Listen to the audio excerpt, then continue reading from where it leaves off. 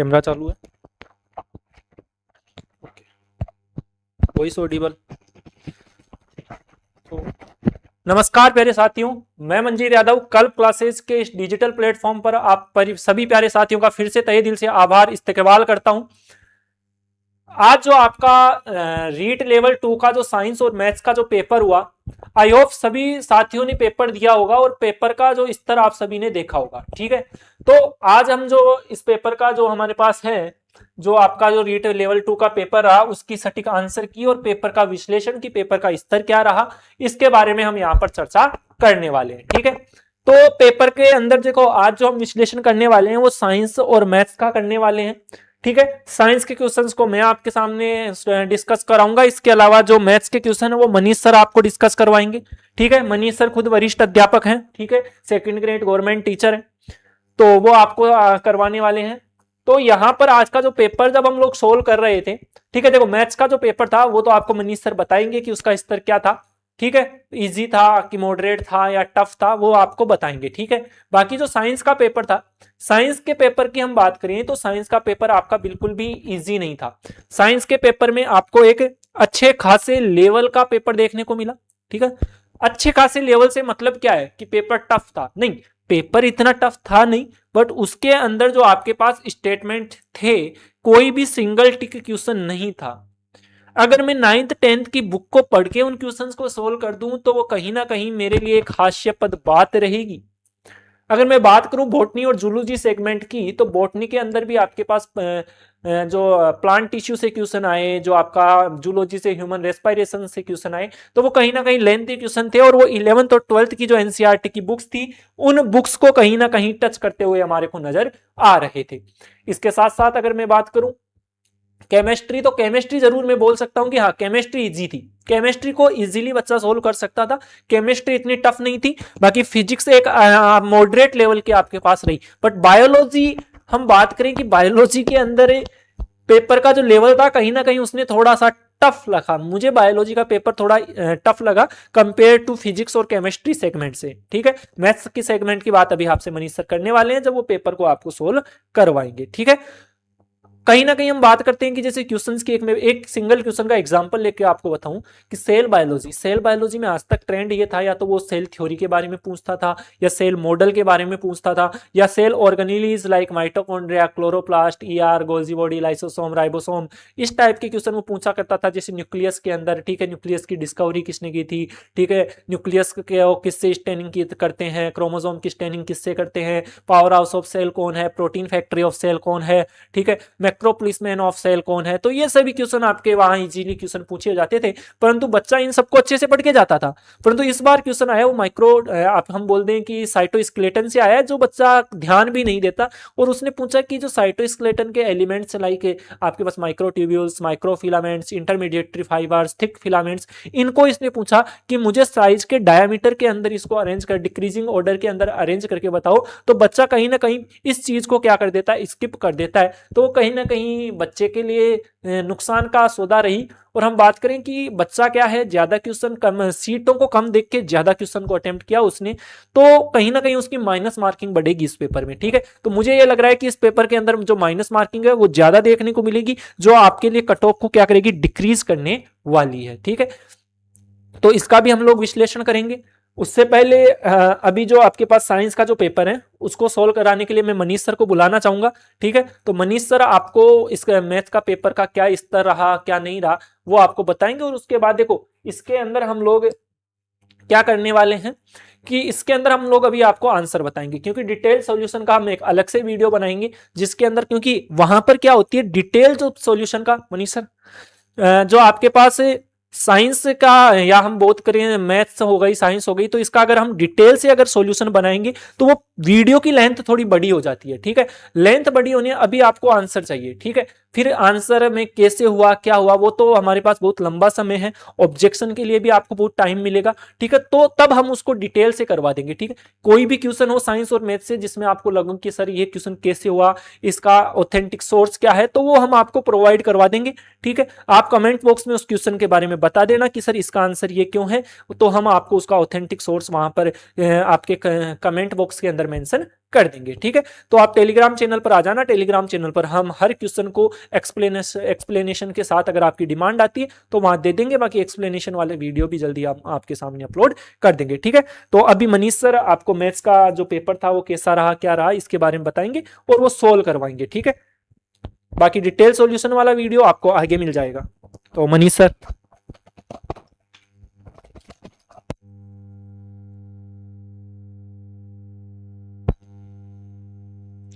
तो साथियों, जैसा कि मनीष सर आपको मंजीत सर ने भी बताया है साइंस के बारे में, साइंस का जो पेपर है वो थोड़ा आपके मॉडरेट से थोड़ा टफ की तरफ पेपर पड़ा है, जबकि अपने मैथमेटिक्स में ऐसा पेपर नहीं है। मैथमेटिक्स में आपके जो अधिकांश जो क्वेश्चन है वो कक्षा 9th और कक्षा 10th से अधिकांश क्वेश्चन पूछे गए हैं, और क्वेश्चन ज़्यादा हार्ड भी नहीं है। कुछ क्वेश्चन में ऐसा है कि वो आपको डायरेक्ट सॉल्यूशन मिल रहा है, लेकिन अधिकांश क्वेश्चन में ऐसा है कि आपके एक क्वेश्चन में आपको 3 या 4 क्वेश्चन करने पड़ रहे हैं। फिर चाहे वो कैलकुलेशन हो, कैलकुलेशन आपके अब की बार थोड़ी अच्छी ज़्यादा कैलकुलेशन आई है, तो कैलकुलेशन के हिसाब से देखें और समय के हिसाब से देखें तो अपना मैथ का पेपर है वो थोड़ा सा अपने लेंथी अपन मान सकते हैं। परंतु आपका जो टफनेस की बात करें, क्वेश्चन का लेवल है, वो आपके बहुत ज़्यादा हमें देखने को नहीं मिल रहा है। तो साथियों, आज का जो पेपर का जो अपने सॉल्यूशन है, अपन पूरा डिटेल सॉल्यूशन ना करके आपको मैं, जैसा कि आपको थोड़ी जल्दीबाजी होगी कि आप अपना आंसर देखना चाहते होंगे, काफ़ी लंबे टाइम से आप पढ़ रहे हो, तो आपको जो ऑथेंटिक आंसर आपको वो हम देने का प्रयास करेंगे। तो साथियों, अब हम स्टार्ट करते हैं अपने जो आंसर की है उसके।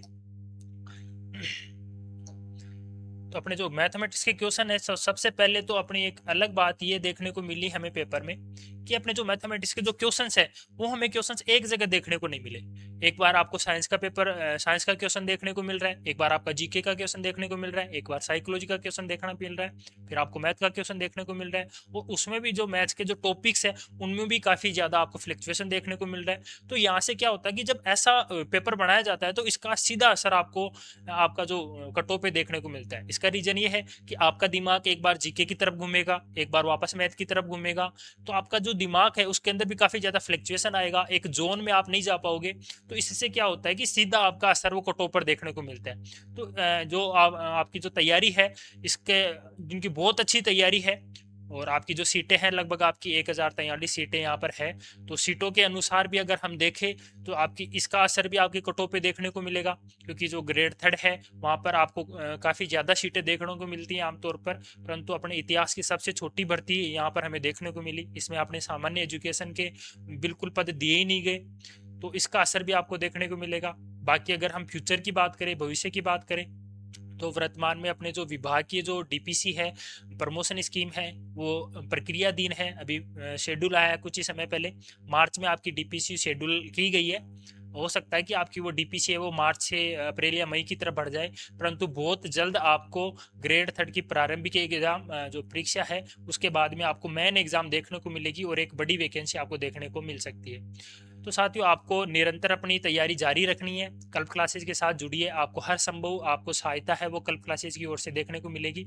और अभी कुछ ही समय बाद में आपके जो पेपर सॉल्यूशन है अभी हम वो करवाएंगे, उसके बाद में आपके लिए कट ऑफ का वीडियो भी हम एक बार बनाएंगे, ताकि आपका जो कट ऑफ का निर्धारण है उसके आसपास आप पहुंच पाओ। उसका अभी गूगल फॉर्म के जरिए उसका विश्लेषण चल रहा है, कुछ ही समय बाद में उसका जो विश्लेषण हमारे पास जैसे ही प्राप्त हो जाएगा तो हम आपके लिए वो प्रोवाइड करवा देंगे। तो साथियों, अभी हम इसके आंसर की बात करते हैं। तो आपका जो पेपर है उसके अंदर आपकी बार हम आपने देखा होगा कि सॉल्यूशन बिल्कुल ऐसा नहीं है कि क्वेश्चन किया आंसर आया आपने लगा दिया। अब की बार है एक क्वेश्चन को आपको बार बार करना पड़ रहा है, चारों ऑप्शन को सोल्व करके उनको आपको क्रम में सेट करवा रहा है, तो ये आपके लिए थोड़ा टफनेस की बात है मैथ में।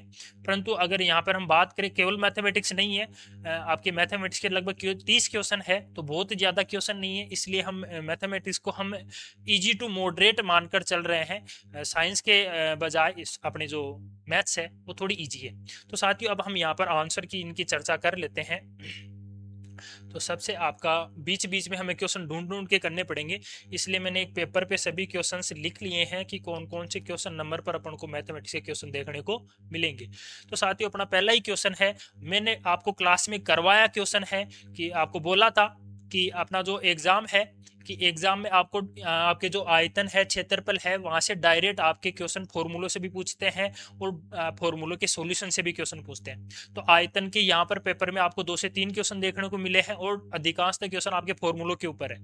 तो साथियों मैंने बोला था बिल्कुल वैसा ही आपको अधिकांश क्वेश्चन देखने को मिल रहे हैं। तो साथियों आपने देखा होगा कि बिल्कुल हम वादे नहीं करते हैं, वादे के ऊपर हम बने रहते हैं और उसका फायदा आपको एग्जाम में भी देखने को मिलता है। तो साथियों यहाँ पर अपना पहला ही क्वेश्चन है, इसका प्रूफ के साथ में आपको वीडियो बना के भी दे दूंगा, बाद में आपका पूरा डिटेल सॉल्यूशन दिया जाएगा। आपके कुछ जो क्वेश्चन में आपको डाउट है उनके बारे में भी हम चर्चा करने वाले हैं। तो सबसे पहले अपना क्वेश्चन है यहाँ पर बिल्कुल क्षेत्रफल से संबंधित फॉर्मूलों से सीधा डायरेक्ट क्वेश्चन पूछा गया है।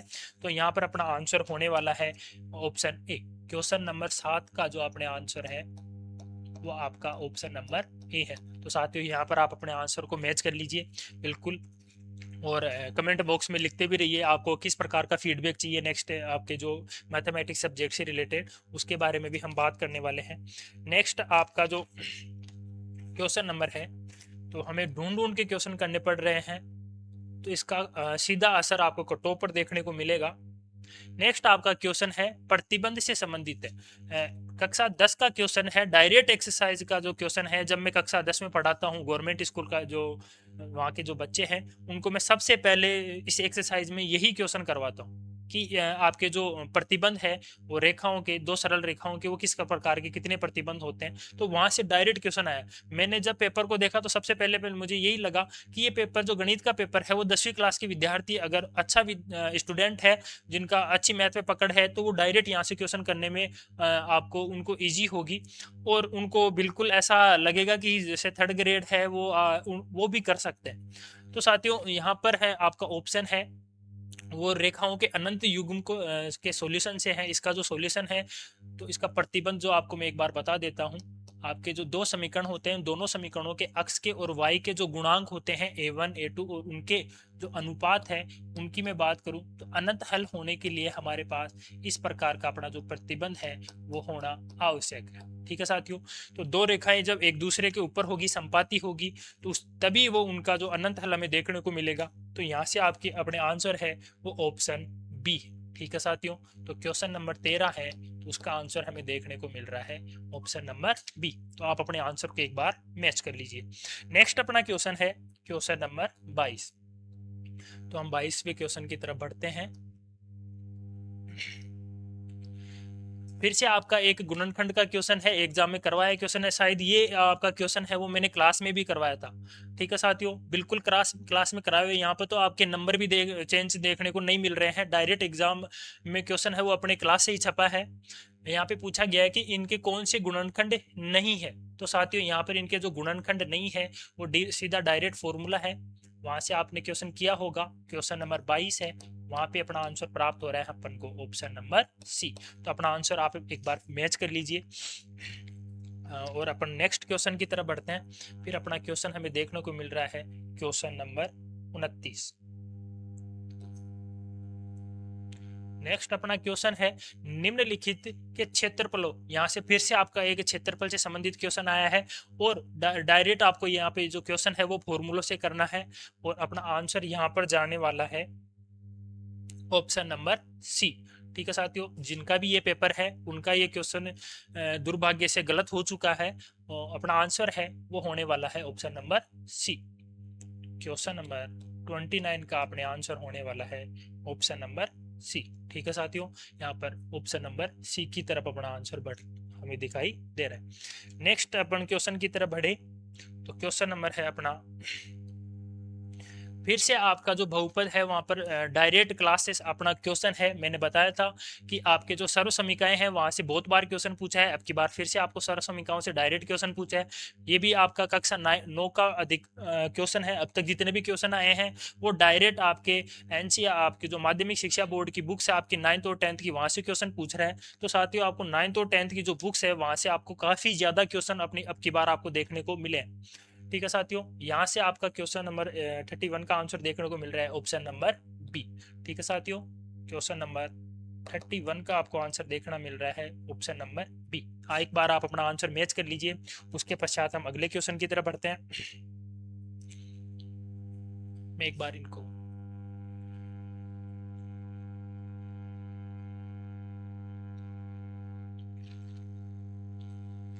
नेक्स्ट क्वेश्चन की तरफ अगर हम बढ़े तो नेक्स्ट क्वेश्चन है अपना एक घनाकार आकृति की विमाएं। फिर से आपका डायरेक्ट क्षेत्रफल का क्वेश्चन है और डायरेक्ट फॉर्मूले से क्वेश्चन है, तो आपको बार बार वैसे ही क्वेश्चन देखने को मिल रहे हैं साथियों। और ये क्वेश्चन आपका जो क्षेत्रफल, आपका जो पृष्ठीय क्षेत्रफल है घन का, जो घनाभाकार आकृति है, यहाँ पर इनकी लंबाई चौड़ाई और ऊंचाई अलग अलग है। तो हमें पता है जो घनाभ का क्षेत्रफल है वो होता है 2 गुना लंबाई प्लस चौड़ाई, चौड़ाई प्लस ऊंचाई प्लस लंबाई। तो यहाँ पर यह आपका घनाभार, जो घनाभ होता है उसकी आकृति का जो क्षेत्रफल होता है, यहाँ पे जिनका भी यह पेपर था उन्होंने आयतन निकाल दिया है, क्योंकि घनाभ का आयतन होता है वो लंबाई गुणा चौड़ाई गुणा ऊंचाई होता है। तो आई थिंक उनका जो आंसर है वो थोड़ा सा गलत हो चुका है। यहाँ पर इसका आंसर होने वाला है क्षेत्रफल, वो आपका होता है 2 गुणा लंबाई प्लस चौड़ाई, चौड़ाई प्लस ऊंचाई और ऊंचाई प्लस ऊंचाई गुणा आपके लंबाई। ठीक है साथियों, तो यहाँ से इनका आंसर आने वाला है option number D. Question number 33 का आपके आंसर आने वाला है ऑप्शन नंबर डी। तो साथियों यहाँ पर जिनका भी ये क्वेश्चन आपका जो पेपर है, उन्हें महोदय का दुर्भाग्य से ये क्वेश्चन गलत हो चुका है। तो इसी प्रकार से हम नेक्स्ट क्वेश्चन की तरफ अगर हम बढ़े,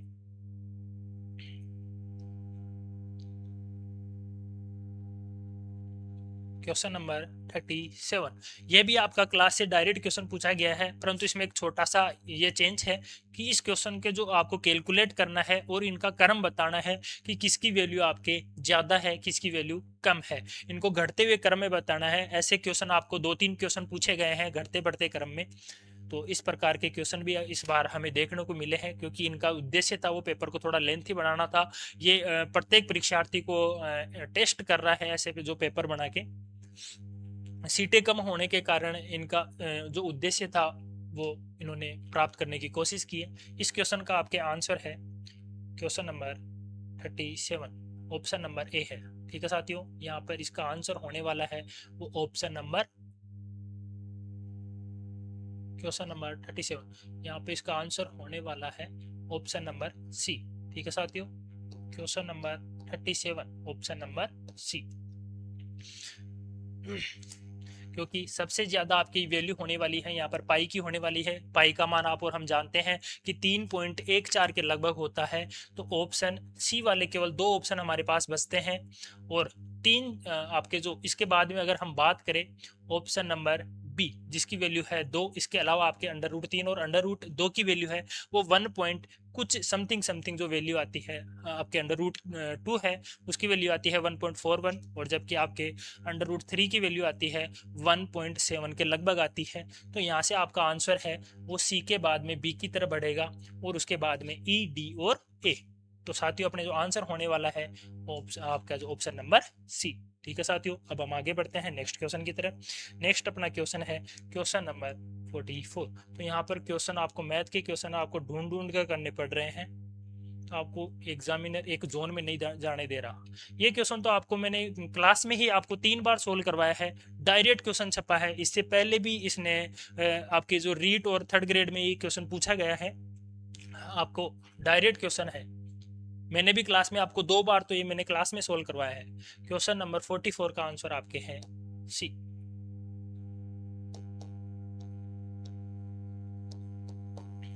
ठीक है साथियों, अब हम आगे बढ़ते हैं।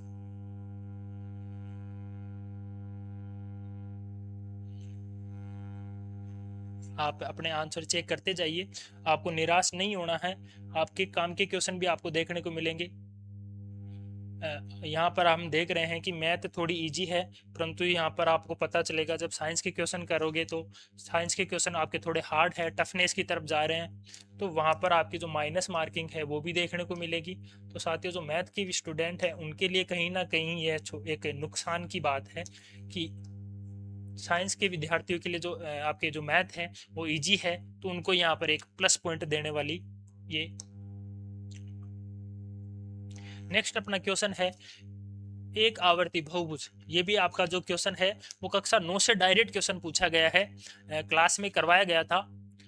ठीक है साथियों, क्लास में एग्जैक्टली ऐसा क्वेश्चन नहीं था, लेकिन आपके बहुभुज से संबंधित क्वेश्चन करवाए गए थे। मैंने बोला था कि यहाँ पर आपको एग्जाम इनके परिभाषाओं से संबंधित भी एग्जाम में क्वेश्चन देखने को मिल सकते हैं, और वही क्वेश्चन हुए। अधिकांश क्वेश्चन अपनी जो मैराथन क्लास है वहाँ से अपन को देखने को मिले हैं। लेकिन मैराथन क्लास से पहले आपका जो बेसिक गणित है उसको ठीक करने के लिए आपने कितनी मेहनत की है वो आपको इस पेपर में नजर आई होगी। क्वेश्चन नंबर 57, यहाँ पर अपना आंसर होने वाला है ऑप्शन ए। क्वेश्चन नंबर 57, यहाँ पर आपका आंसर होने वाला है ऑप्शन नंबर ए।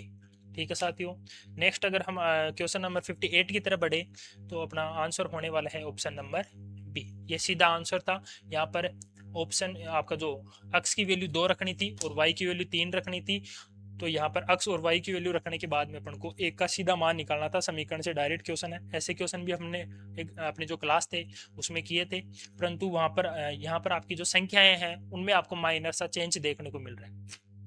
तो आपका क्वेश्चन नंबर 58 है, उसका आंसर आपको देखने को मिल रहा है ऑप्शन नंबर बी।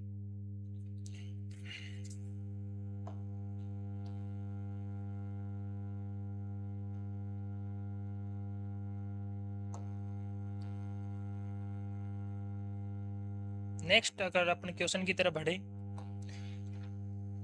तो नेक्स्ट अपना क्वेश्चन है क्वेश्चन नंबर 74।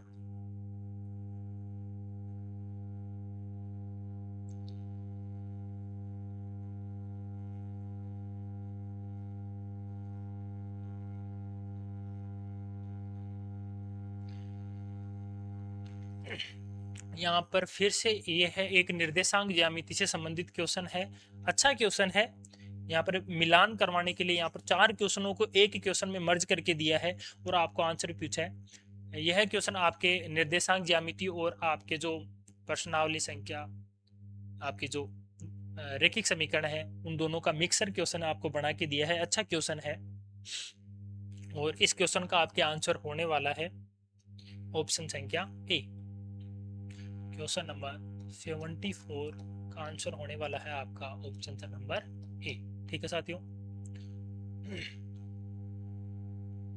हमें पता है कि ये दोनों रेखाएं प्रतिच्छेदी रेखाएं हैं, तो सीधा आपके ऑप्शन ए है वो आपके 3 में जाके मिलता है। ठीक है साथियों, तो प्रतिच्छेदी रेखाएं आपके ऑप्शन नंबर 4 में है, तो ए आपका 4 से जाके मैच हो रहा है। तो यहाँ पर आपके ऑप्शन बी और सी कट जाते हैं। ऐसे क्वेश्चन को हमें ऑप्शन और इक्वेशन को हल करते हुए दोनों को एक साथ हमें करना होगा ताकि हमारे पास समय बचे। अगर हम चारों क्वेश्चन करने के बाद में हम इनके आंसर की तरफ बढ़ेंगे तो हमारा समय है वो काफ़ी ज़्यादा खर्च हो जाएगा, तो जिससे हमें एग्जाम में समय की काफ़ी ज़्यादा कमी महसूस होगी। तो ऐसे क्वेश्चंस को हमें ऑप्शन और क्वेश्चन दोनों को एक साथ करना होगा जिससे हमारे पास समय की अधिक से अधिक बचत हो पाए। तो साथियों, ऐसे क्वेश्चन को हमें इस प्रकार से करना होगा। नेक्स्ट अपन अब क्वेश्चन की तरफ बढ़े। क्वेश्चन नंबर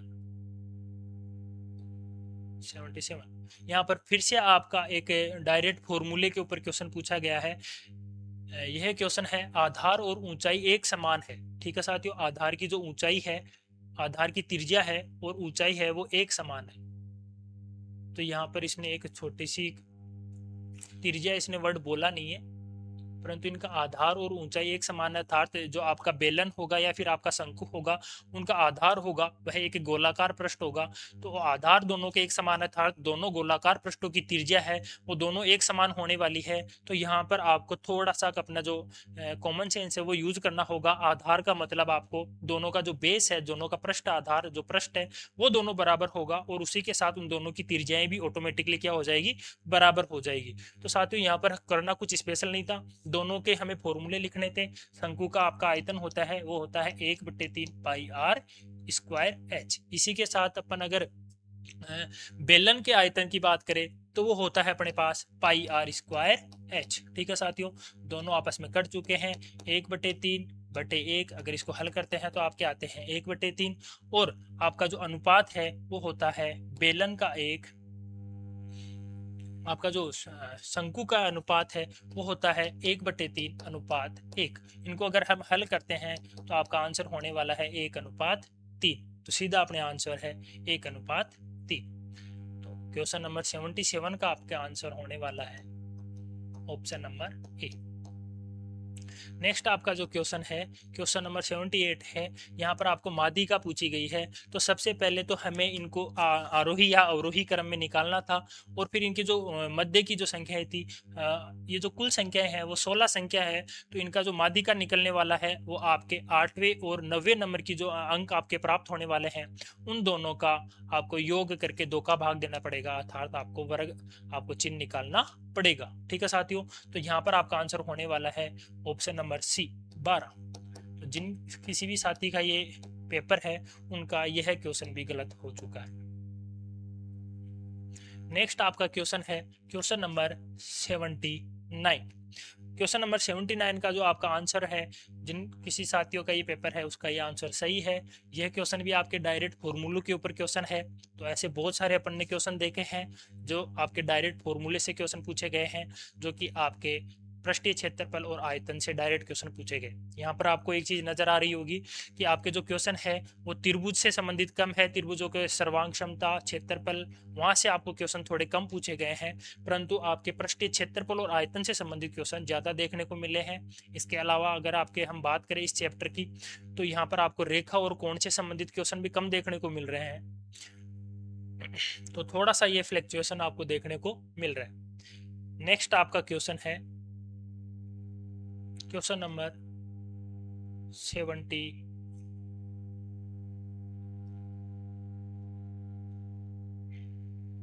क्वेश्चन नंबर 78 का आपका आंसर है ऑप्शन सी। क्वेश्चन नंबर 79 है, क्वेश्चन नंबर 79 का अपन को आंसर देखने को मिल रहा है ऑप्शन नंबर बी। नेक्स्ट हम क्वेश्चन की तरफ बढ़े, क्वेश्चन नंबर 88। आप अपने आंसर को मैच करते जाइए। Question number 88। तो साथियों अपने कमेंट बॉक्स में आप लिखते जाइए कि आपके कितने क्वेश्चन सही हो रहे हैं, कौन से क्वेश्चन में आपको डाउट है, उसके आपको सॉल्यूशन भी दिए जाएंगे। टेलीग्राम चैनल पर आपको उसके ऑथेंटिक आंसर भी दिए जाएंगे। तो आप कल्प क्लासेस के टेलीग्राम चैनल से भी जुड़ते रहिए। क्वेश्चन नंबर 88 बड़ा ही आसान सा क्वेश्चन है। एक संख्या को उसके घन में से घटाने के बाद में 210 आता है, अर्थात किसी कोई संख्या है x, उसका घन होगा x की घात 3, और उसको उस संख्या में से घटाए तो आपका आंसर आता है 210। तो यहाँ से आप हल करोगे x² - 1। तो यहाँ पर आप ऑप्शन से भी ये क्वेश्चन कर सकते हो, 6 की घात 3 - 6 अर्थात 256 216 - 6 अर्थात 210। तो यहाँ पर आपका आंसर होने वाला है क्वेश्चन नंबर 88 का आपके ऑप्शन नंबर बी।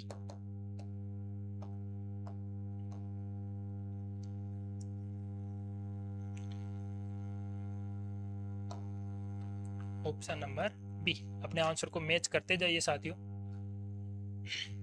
और कमेंट बॉक्स में लिखिए कि आपके कितने क्वेश्चन सही हो रहे हैं। नेक्स्ट हम क्वेश्चन की तरफ बढ़ते हैं, क्वेश्चन नंबर 90। यहाँ पर आपके जो त्रिभुज का क्षेत्रफल और उनके कोणों से संबंधित क्वेश्चन है। एकमात्र ऐसे क्वेश्चन मुझे देखने ध्यान में आ रहा है, अगर और क्वेश्चन होंगे तो हम फिर से बात करेंगे। डायरेक्ट बहुत सा सिंपल सा क्वेश्चन है, क्वेश्चन नंबर 90। क्वेश्चन नंबर 90 का आंसर हो रहा है आपके option number B.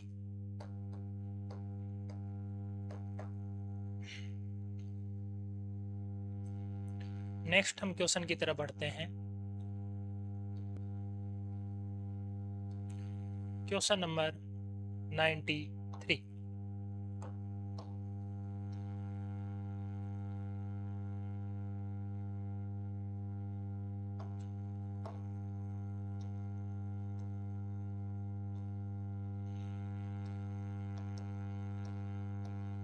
Question number 93 ये आपका सिंपल सा एक क्वेश्चन है, द्विघात समीकरण का क्वेश्चन है। जब भी हम इस क्वेश्चन को अगर आप बोलोगे तो मैं डिटेल सॉल्यूशन भी इसका दूंगा। यहाँ पर ये क्वेश्चन अच्छा क्वेश्चन है, कोई सोच नहीं सकता कि ऐसे क्वेश्चन भी दिए जा सकते हैं। थोड़ा सोचने वाला क्वेश्चन है, क्वेश्चन आसान है परंतु थोड़ा सोचने को मजबूर करता है। डायरेक्ट क्वेश्चन आपके कक्षा 10 से पूछा गया क्वेश्चन है। इस क्वेश्चन का आपके आंसर होने वाला है option number A. Question number 93 option number A. तो इनका क्रम पूछा है कि ऐसे जो क्वेश्चन है जो पूर्ण वर्ग विधि है आपकी, उसको किस प्रकार से करना है, उसका किस प्रकार से कौन सा मैनर हमें कौन से चरणों से हमें गुजरना होता है। इस क्वेश्चन को करने के बाद में आपको एक श्रीधराचार्य सूत्र प्राप्त होता है द्विघात समीकरण के शून्यांक या मूल प्राप्त करने हेतु। तो उसका ये जो मैनर है वो आपके क्वेश्चन पूछा गया। नेक्स्ट आपका क्वेश्चन है क्वेश्चन नंबर 97।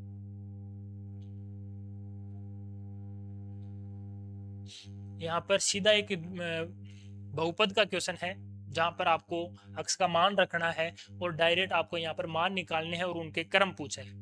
तो यहाँ पर फिर से आपको 4 क्वेश्चन को मर्ज करके एक क्वेश्चन में करने के लिए बोला है। क्वेश्चन नंबर आपकी जो कक्षा नंबर 9 से डायरेक्ट क्वेश्चन पूछा गया है ये भी आपके। तो पेपर आपका जो है इजी पेपर है परंतु थोड़ा लेंथी की तरफ जाता है, इसलिए हम मान के चलते हैं कि मैथ का पेपर है वो आपका पेपर इजी है परंतु सॉल्यूशन इसका थोड़ा लेंथी हमें देखने को मिल रहे हैं। तो पेपर आपका इजी टू मॉडरेट हमें यहाँ पर हम अंदाजा लगा सकते हैं। क्वेश्चन नंबर 97 का ऑप्शन नंबर आपका ऑप्शन नंबर डी। नेक्स्ट है आपका क्वेश्चन नंबर 108।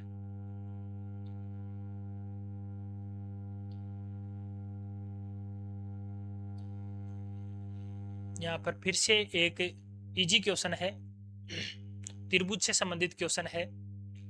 इसका आंसर होने वाला है आपका ऑप्शन नंबर बी।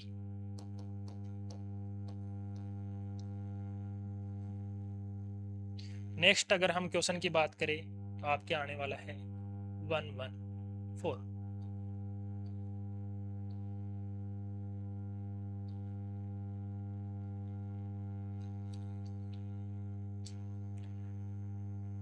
बहुत सारी परिभाषाओं का यूज कर कर इसने एक क्वेश्चन में वो करने के लिए बोला है। तो ये क्वेश्चन भी आपको थोड़ा सा लेंथी नजर आ सकता है, इजी है पर थोड़ा सा लेंथी है।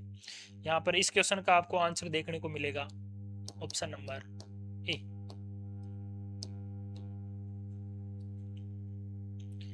नेक्स्ट हम अपने अगले क्वेश्चन की तरफ बढ़े।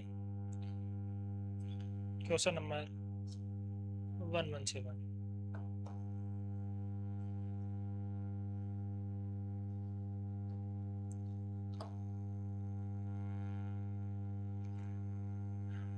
प्रायिकता का क्वेश्चन है, आसान क्वेश्चन है। वह पूर्णांक जो 2 और 5 से दोनों संख्याओं से विभाज्य हो। तो सबसे पहले हमें 2 और 5 का एलसीएम निकालना होगा। 2 और 5 का एलसीएम हमारे पास 10 प्राप्त होता है। तो 1 से 100 तक की जो आपकी प्राकृत संख्याएं होती है उन सभी प्राकृत संख्याओं में कौन कौन सी संख्याएं वो 10 से विभाज्य होती है। तो हमें पता है 10, 20, 30, 40 इस प्रकार से हमारे पास जो संख्याएं प्राप्त होती है वो 10 होती है। तो अपनी प्रायिकता होगी वो होगी 10/100 अर्थात 1/10। तो ऑप्शन है वो आपका सीधा डायरेक्ट ऑप्शन है question number 117 option number C. Next हम अपने क्वेश्चन की तरफ बढ़े। Question number 119। यहाँ पर सबसे पहले हमें इनका मान पूछा है और इनकी तुलनात्मक अध्ययन के बारे में पूछा है। तो सबसे पहले हमें माध्य निकालना है, फिर माध्यक निकालना है, फिर आपको भौलक निकालना है। तो साथियों सबसे पहले माध्यक आपको पता ही है।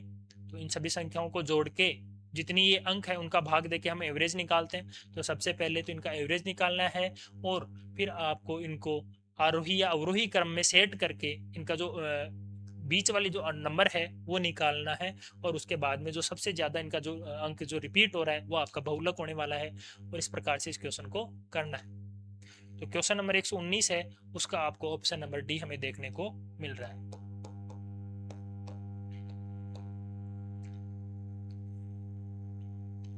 नेक्स्ट क्वेश्चन की तरफ अगर हम बढ़े, नेक्स्ट क्वेश्चन है अपना 122। ये एक फिर से आपका बहुपद से संबंधित डायरेक्ट एक क्वेश्चन है, क्लास में पूछा गया क्वेश्चन है। मैंने बताया था जो बहुपद के जो शून्यांक है उनके जो योग है वो आपके अक्ष का गुणांक और अक्ष स्क्वायर के गुणांक का अनुपात होता है। और आपका जो चिन्ह है वो माइनस का हमें देखने को मिलता है। तो यहाँ पर हमें आंसर प्राप्त हो रहा है option number D question number 122। तो आप अपने क्वेश्चंस अपने जो पेपर है आपने किया होगा वो आप मैच करते जाइए, अपने आंसर का मिलान करते जाइए। नेक्स्ट अगर हम क्वेश्चन की तरफ बढ़े तो साथियों ये एकमात्र ऐसा क्वेश्चन है जिसमें एक छोटा सा हमें डाउट देखने को मिलता है कि एक निष्पक्ष पासे को 2 बार फेंका जाता है और उन दोनों के योग इसका 10 से अधिक आने की प्रायिकता हमें पूछी गई है। तो साथियों योग 12 आने की आपकी जो संभावना है वो आपकी 1 होती है, वो आपकी होती है 6 और 6। हो सकता है आपके दोनों पासों पर हमें 6 देखने को मिले। इसी प्रकार से आपके जो योग है वो योग आपके 11 आने की प्रायिकता है, वो है आपके 5,6 और 6,5। इस प्रकार से योग 11 आने की जो संभावनाएं है वो आपकी 2 होगी। तो आपके जो 10 से अधिक आने की जो संभावनाएं हैं उनकी प्रायिकताओं का योग होगा आपके 3/36। तो यहाँ पर आपका आंसर होने वाला है 1/12। ठीक है साथियों, परंतु यहाँ पर आपके आंसर 1/12 ऑप्शन में दिया गया है, ऑप्शन नंबर बी। अब यहाँ पे इस क्वेश्चन में गलत होने की चीज क्या है वो मैं बता देता हूँ। हो सकता है आपने पढ़ने में ये पढ़ लिया हो कि 10 या 10 से अधिक। तो साथियों आपका योग 10 आने की जो संभावनाएं है वो 3 होती है। तो इन सभी का योग है आपका 6 है, और इसमें 6 में 36 और 6:36 को अगर हम हल करें तो आपका 1/6 आ जाता है। जैसा कि जिन विद्यार्थियों का ये पेपर था उन्होंने ऐसा किया है। तो यहाँ पर एक ये क्वेश्चन है वो एक अच्छा क्वेश्चन देखने को हमें मिल रहा है। तो आपका आंसर है ऑप्शन नंबर बी। नेक्स्ट आपका जो क्वेश्चन है 125। इस क्वेश्चन का हमें आंसर देखने को मिल रहा है ऑप्शन नंबर डी। तो बिल्कुल आसान पेपर तो नहीं है साथियों, थोड़ा मॉडरेट की तरफ बढ़ता हुआ पेपर है, थोड़ा लेंथी भी है। तो आपकी इसका सर आपको डायरेक्ट कट ऑफ पर देखने को मिलेगा। इसके बाद में हम सॉल्यूशन करने वाले हैं साइंस के पेपर का। तो आप जुड़े रहिए और अपने जो जिस प्रकार का आपने पेपर किया है तो उसका आपको एनालिसिस करना है, अपनी गलतियों को पहचानना है और उसका सुधार आपको अपने व्यक्तित्व में बहुत जल्द लेके आना होगा। तभी आपको सफलता की तरफ आपके कदम बढ़ेंगे। नेक्स्ट आपका क्वेश्चन है क्वेश्चन नंबर 128। इस क्वेश्चन का आपका डायरेक्ट आपके परिमेय संख्या और अपरिमेय संख्याओं से क्वेश्चन पूछा गया है। क्लास में करवाया हुआ क्वेश्चन है, डायरेक्ट क्वेश्चन आया है कल्प क्लासेस से। इस क्वेश्चन का आपका आंसर होने वाला है ऑप्शन नंबर सी। तो आप अपने क्वेश्चन का मिलान कर लीजिए साथियों।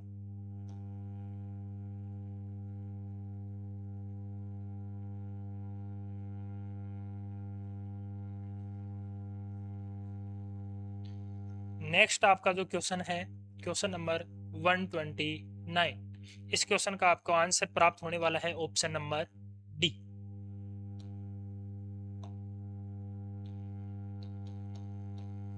डायरेक्ट आपके बहुलक माध्य और माध्यिक से डायरेक्ट क्वेश्चन पूछे गए हैं। ये भी फॉर्मूलों से संबंधित क्वेश्चन है। थोड़े आपको यहाँ पर ऑप्शन अच्छे देखने को मिल सकते हैं। Question number 136।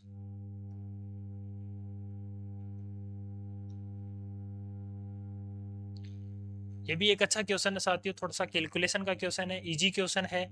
इस क्वेश्चन को करने का जो तरीका है वो आपका एग्जाम में मैटर करने वाला है। सीधा आपको 1/x की जगह आपको 2√3 रखना था और उसका परमेयकरण करना था। तो डायरेक्ट आपका इस क्वेश्चन को आंसर देखने को मिलता है। मात्र 10-20 सेकंड का ये क्वेश्चन है, ऑप्शन नंबर डी। नेक्स्ट आपका क्वेश्चन है 137। यह भी आपके जो द्विघात समीकरण और आपके बहुपद है वहां से डायरेक्ट क्वेश्चन पूछा है। क्लास का अपन बोल सकते हैं कि डायरेक्ट क्लास से पूछा गया क्वेश्चन है, मेरे द्वारा करवाया गया क्वेश्चन है ये। तो 137 ऑप्शन नंबर ए।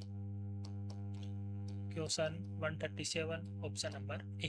अपने सभी क्वेश्चंस को आप मिलान कर लिया होगा। अपना लास्ट क्वेश्चन है 139।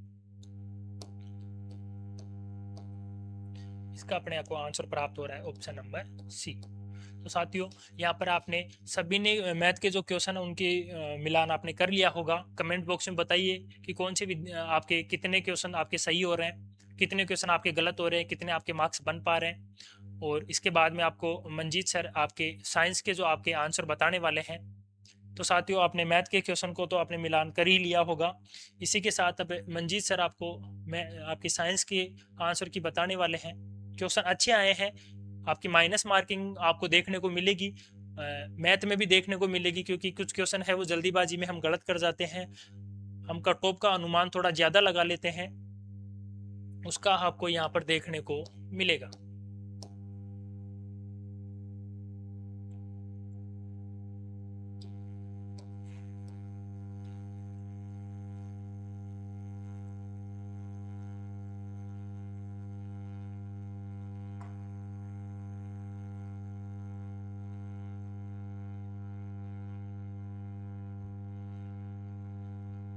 तो साथियों अब आपको मंजीत सर आपके जो साइंस के जो आंसर की है वो बताने वाले हैं, तो आप एक बार वेट कीजिए थोड़ा, मैथ के क्वेश्चन को आप मिला लीजिए, उसके बाद में आपको साइंस के आंसर की आपको देखने को मिलेगी।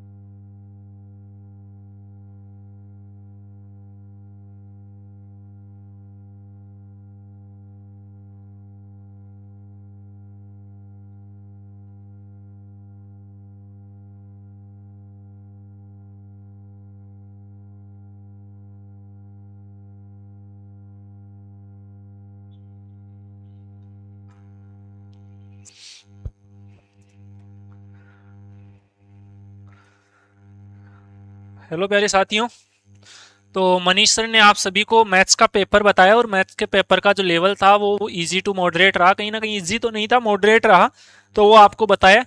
ठीक है, और उसके आंसर भी आप लोगों को सर ने बताए हैं। ठीक है, डिटेल आंसर आपको अगर किसी क्वेश्चन के अंदर अगर आपको लग रहा है कि सर इसका ये आंसर क्यों होगा या हमको इस क्वेश्चन पर रिट लगानी है, तो ये सभी चीजें आप क्या करोगे, कमेंट बॉक्स में डाल देना। कोई भी क्वेश्चन में आपको दिक्कत हो तो हम टेलीग्राम पर उसका विथ प्रूफ उस आंसर को वहां पर आपको क्लेरिफाई कर देंगे। और बाकी कोशिश रहेगी कि हम इसके अंदर एक डिटेल सॉल्यूशन वीडियो भी आपके लिए बनाएं, क्योंकि यहाँ पर नंबर ऑफ क्वेश्चंस ज़्यादा हैं, तो इस वक्त अगर हम सॉल्यूशन पर जाएंगे तो वो लेंथ बहुत ज़्यादा आपकी होने वाली है। ठीक है, तो निश्चिंत रहिए, किसी भी क्वेश्चन के अंदर अगर आपको समस्या है, जैसे साइंस के अंदर में मैं डायरेक्ट आपको टिक लगा के अभी बता दूंगा, फिर भी कोई अगर आपको डाउट हो तो आप बेझिझक कमेंट बॉक्स के अंदर उसको बता सकते हैं और मैं टेलीग्राम चैनल पर विथ प्रूफ उसको बता दूंगा। और फिर भी अगर आपको कोई क्वेश्चन हो, डाउट हो तो, और आप अगर सिलेक्शन रेंज के अंदर हो, एक आधा क्वेश्चन का कुछ फर्क पड़े, तो आप अच्छे से उस क्वेश्चन को बताइए, तो हम आगे उसका देखेंगे प्रोसेस की क्या रहने वाला है क्या नहीं रहने वाला, उन सभी चीज़ों को हम आपकी क्लियर करने की कोशिश करेंगे। ठीक है, तो पेपर की साइज तो आप लोगों को सबको पता चली गई होगी, जिस हिसाब से पेपर दिख रहा है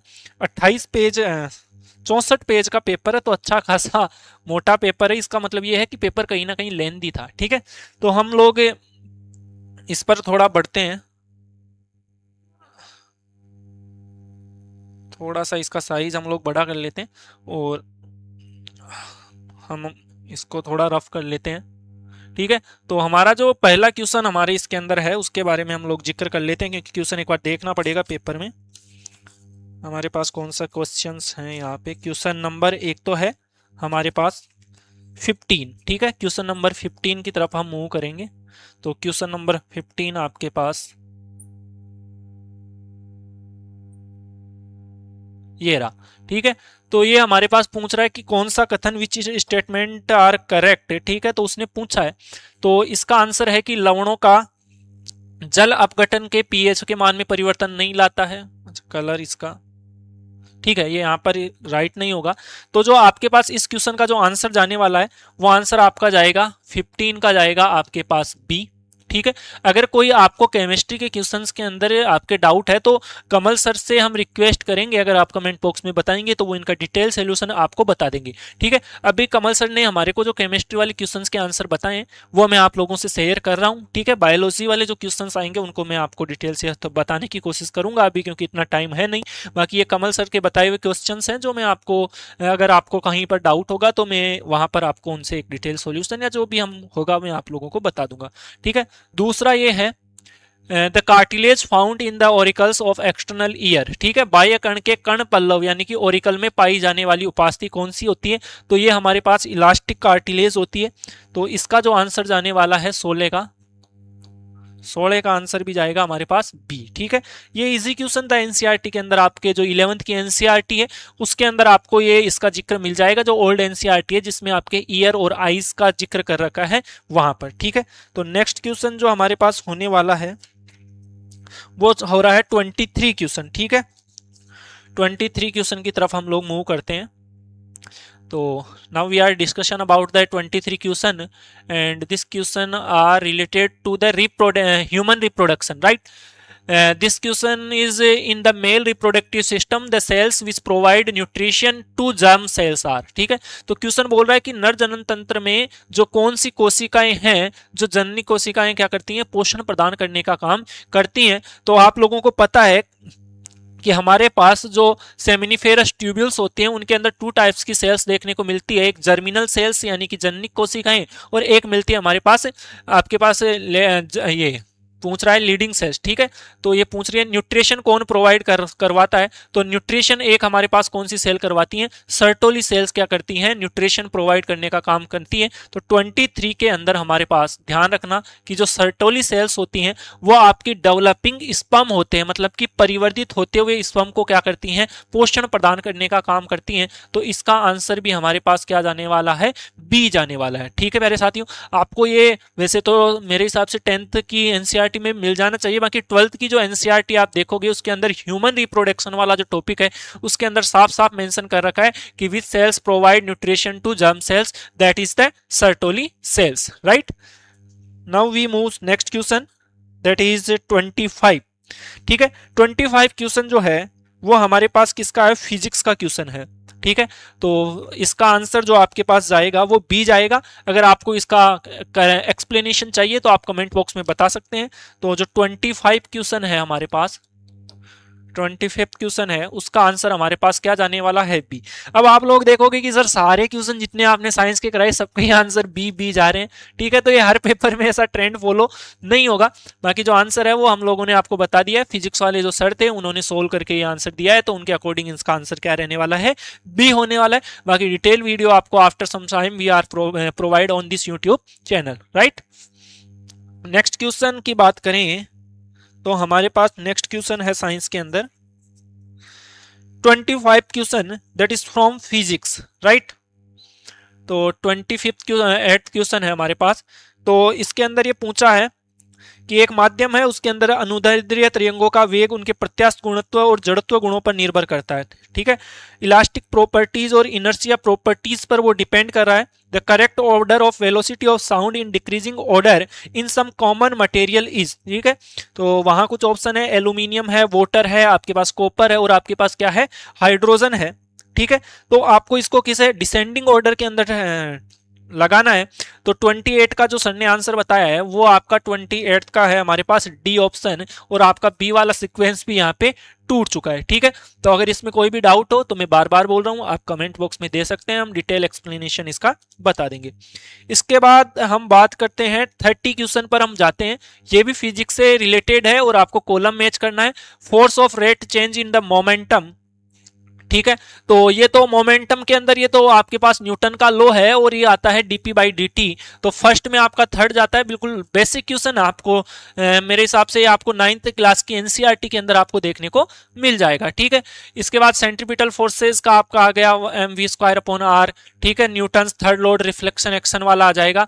तो इसका जो आंसर जाने वाला है वो आंसर जाने वाला है थर्ड। तो जो 30 नंबर क्वेश्चन है उसका आंसर हमारे पास क्या जाएगा, सी जाने वाला है प्यारे साथियों। नेक्स्ट क्वेश्चन की तरफ अगर हम मूव करते हैं तो ये सेल बायोलॉजी का एक अच्छे खासे स्तर का क्वेश्चन आपको देखने को मिला है। 35 नंबर का क्वेश्चन है। ठीक है, बिल्कुल इसने पूछा है कि आपके पास ये हमारे पास कुछ नेम्स दे रखे हैं, microtubules, microfilament, intermediate fibre and thick filaments. इनको अरेंज करना है इनके डायमीटर के डिसेंडिंग ऑर्डर के अंदर। ठीक है, तो सभी को पता है 12th की एनसीईआरटी, सॉरी 11th की जो सेल बायोलॉजी की एनसीईआरटी है वहां भी आपको ये देखने को मिल जाएगा।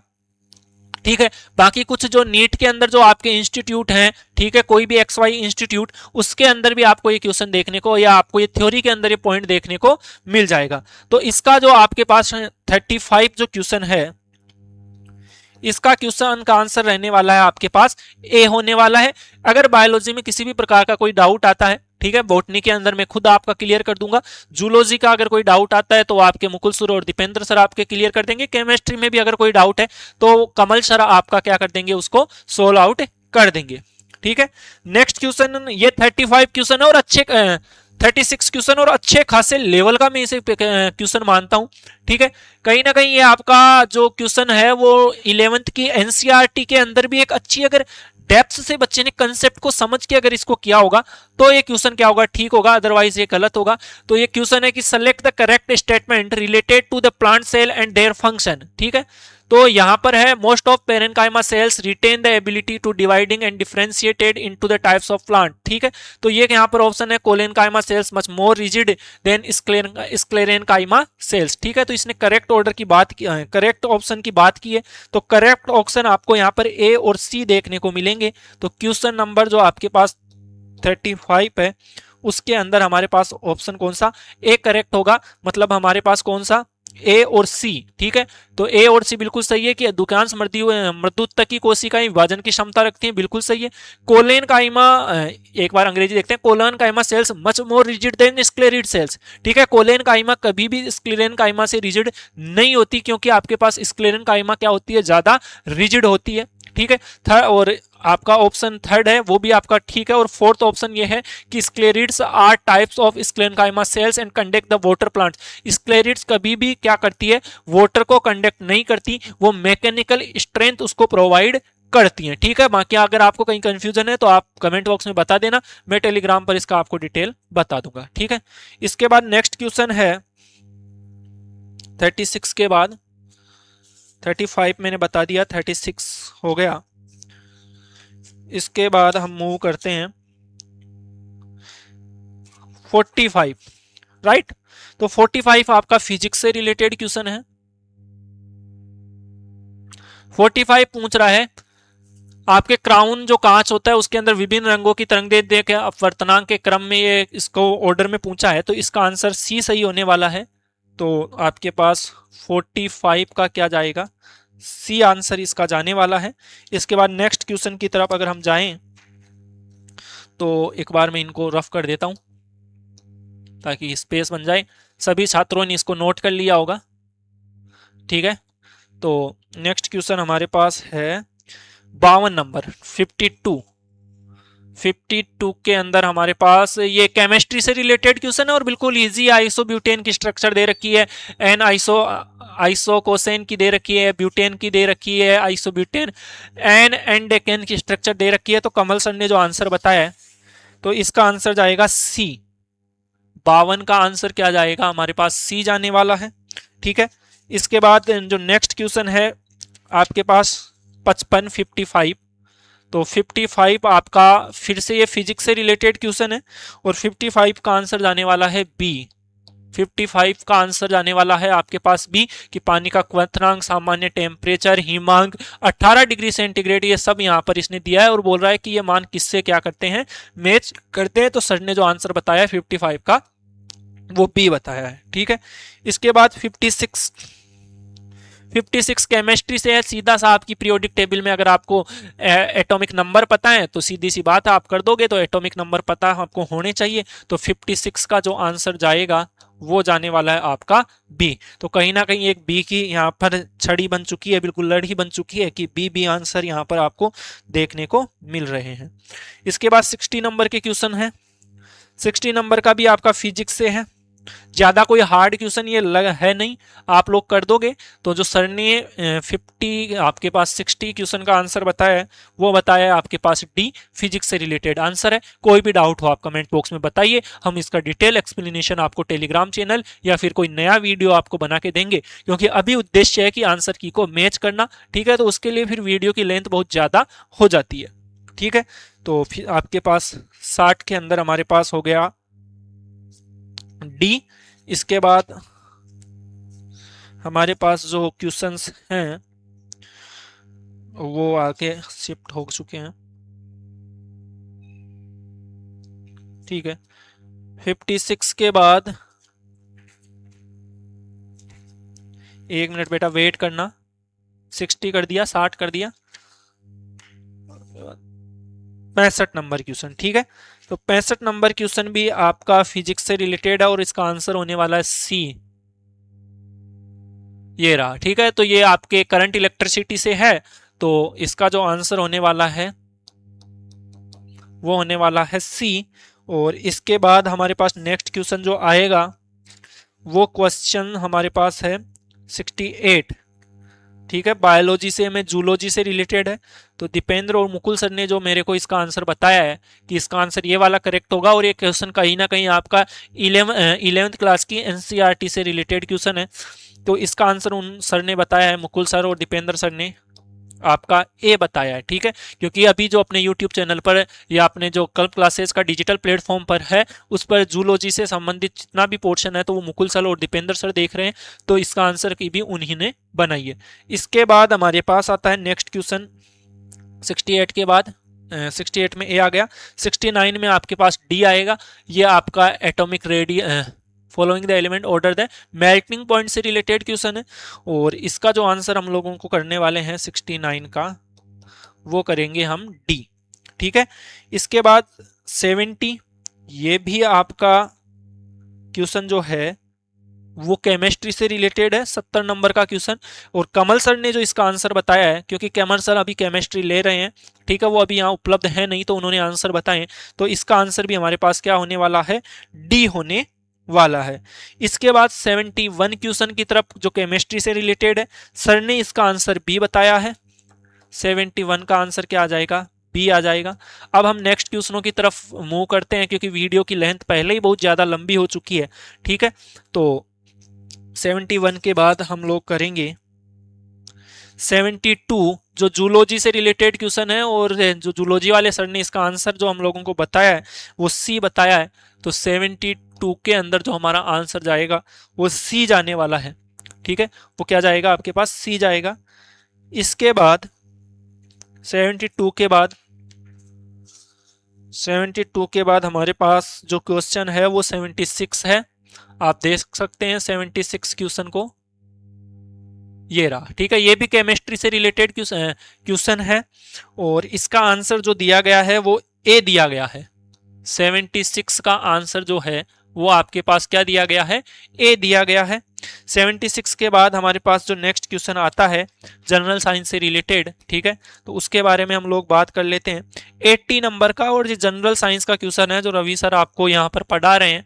ठीक है, तो रवि सर ने जो इसका आंसर बताया है, ठीक है, क्योंकि जनरल साइंस वाला पोर्शन रवि सर ले रहे हैं और ये जनरल साइंस के अंतर्गत ये पोर्शन आता है। ठीक है, तो ऐसा नहीं है कि एक टीचर हर चीज की घास काट रहा है, पर्टिकुलर टॉपिक के लिए पर्टिकुलर यहाँ पर टीचर्स आपको कल्प क्लासेस के डिजिटल प्लेटफॉर्म पर मिलेंगे। ठीक है, और मैंने आप लोगों को ये भी बताया था कि जल्द ही कल्प क्लासेस यहाँ पर क्या कर रहा है, आपके लिए ऑनलाइन टेस्ट सीरीज लेके आ रहा है, और राजस्थान की एकमात्र टेस्ट सीरीज होगी जिसके अंदर आपको क्या मिलेगा, आपको मिलेगा मेंटरशिप प्रोग्राम, आपको मिलेगी with video solution test series. ठीक है, हर क्वेश्चन का डिटेल से सॉल्यूशन, आपको नोट्स, ठीक है, और आपको एक टेस्ट सीरीज जिसके अंदर रिवीजन टॉपिक वाइज और आपके फाइनल टेस्ट भी उसके अंदर शामिल होंगे। तो उससे जुड़ने के लिए आप कल्प क्लासेस के चैनल से जुड़े रहिए। ठीक है, तो 80 नंबर का क्वेश्चन का जो आंसर बताया वो बी बताया है। 80 नंबर का जो क्वेश्चन है उसका आंसर क्या जाएगा हमारे पास, बी जाने वाला है। इसके बाद नेक्स्ट क्वेश्चन की तरफ हम जाते हैं, तो 84 और 84 जो क्वेश्चन है वो भी केमिस्ट्री से रिलेटेड है, और इसका आंसर क्या है आपके पास, सी जाने वाला है। 84 क्वेश्चन जो कमल सर ने सोल्व करके हमारे को बताया कि 84 क्वेश्चन का जो आंसर है वो क्या जाने वाला है, सी जाने वाला है। इसके बाद अगर हम नेक्स्ट क्वेश्चन की तरफ जाएं तो हमारे पास साइंस के अंदर अब हमारे पास जो क्वेश्चन मिलेगा हम लोगों को, वो अभी जो क्वेश्चन है, देखो एक तो इस बार इन्होंने क्या है, सीक्वेंस से पेपर नहीं दिया, तो उसके कारण क्वेश्चन को ढूंढना पड़ रहा है।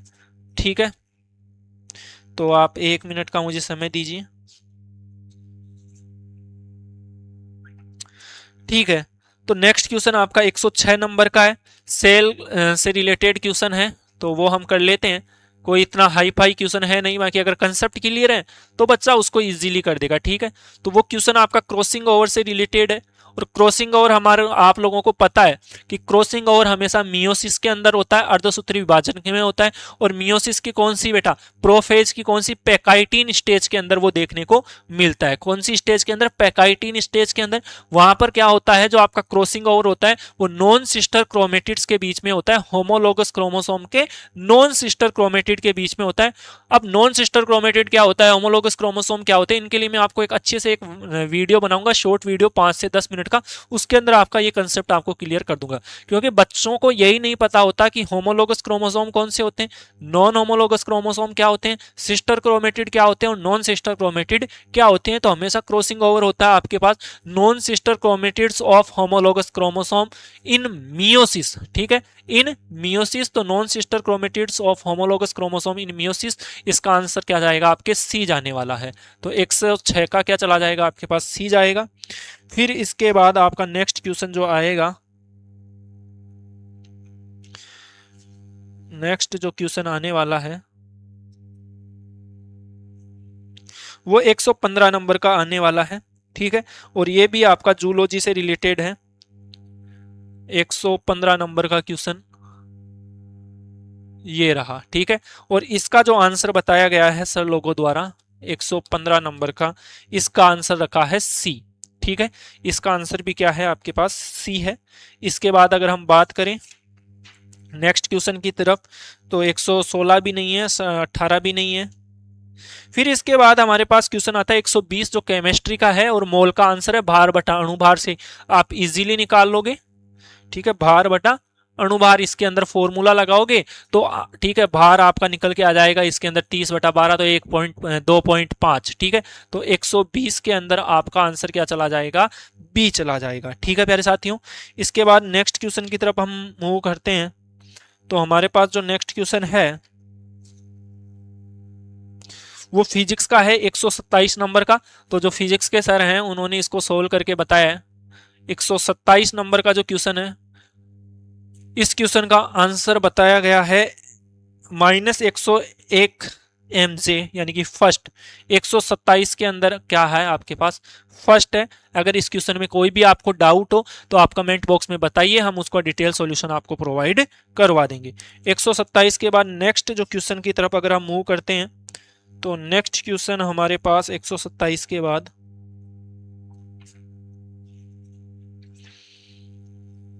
140 नंबर का क्वेश्चन यहाँ मुझे दिख रहा है, ठीक है। और ये हमारे किससे रिलेटेड क्वेश्चन है, ठीक है, ये हमारे विटामिन से रिलेटेड क्वेश्चन है, जूलॉजी या फिर जनरल साइंस से रिलेटेड क्वेश्चन है।